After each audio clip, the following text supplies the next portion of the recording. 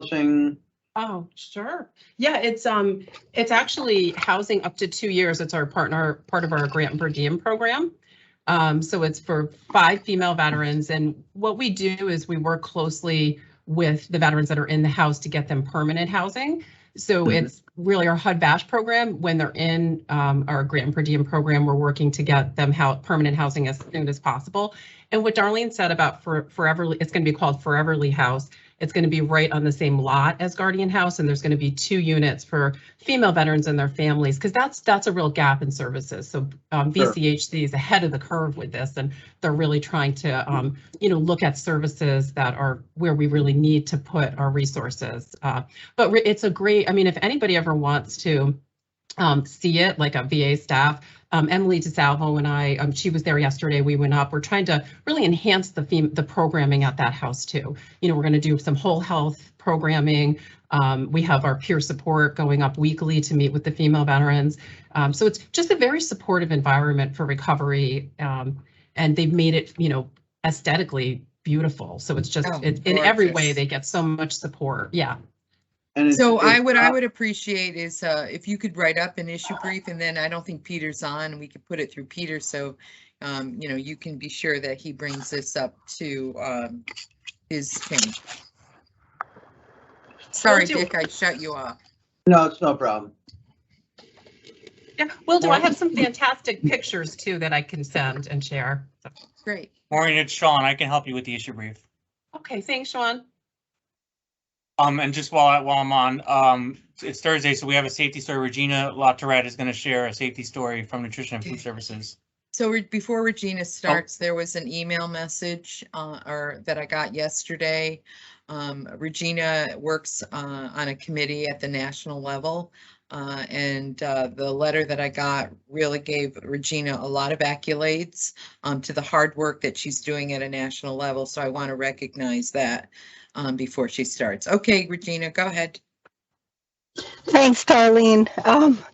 Okay, so sometimes I think in food service, people just don't understand the level that the cooks have to work at, the accuracies for the special diets, but specifically on the swallowing.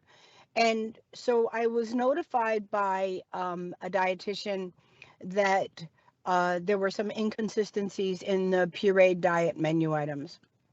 And we really need the textures to be consistent on all modified diets to follow the IDDSI, is the International Dysphagia Diet Standardization Initiative, just to promote a safe swallow. If you ever had a problem swallowing, if something isn't the right texture, people literally can get aspiration pneumonia and die. So the dietitian noticed that there was just minor inconsistencies in textures of the pureed vegetables. So we tried to go back with my food safety. I'm always doing root cause analysis, and I was trying to track it down to a specific cook, and we couldn't do that because there were multiple cooks across the week that were doing all of the pureeing. So we reviewed the IDDSI process with the recipes, with the cooks, and we realized that we were getting batch to batch inconsistencies. And so what we're having them do is now at the end of each batch, go through the process of the IDDSI standards, so just that they look at the consistency. How does it fall off the spoon? How does the liquid fall through the little pipette?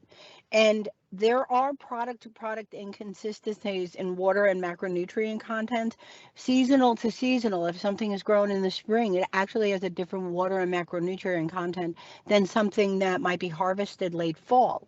So we decided, one brand to another brand with product shortages and stuff.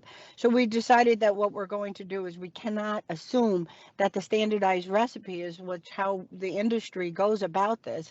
We can't assume that alone will assure the appropriate texture.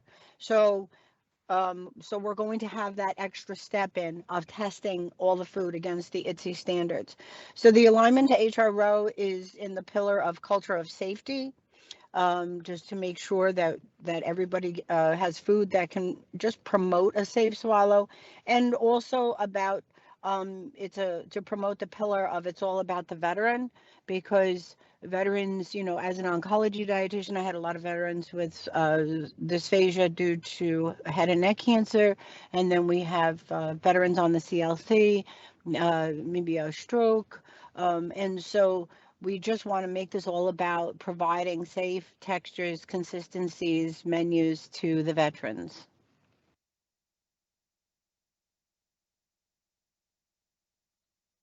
Thanks, Regina. I think that's another strong indication of where your service plays a large role in the care of our veterans.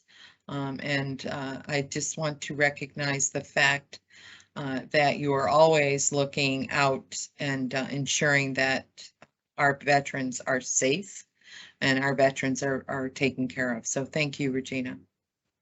Thanks, Darlene.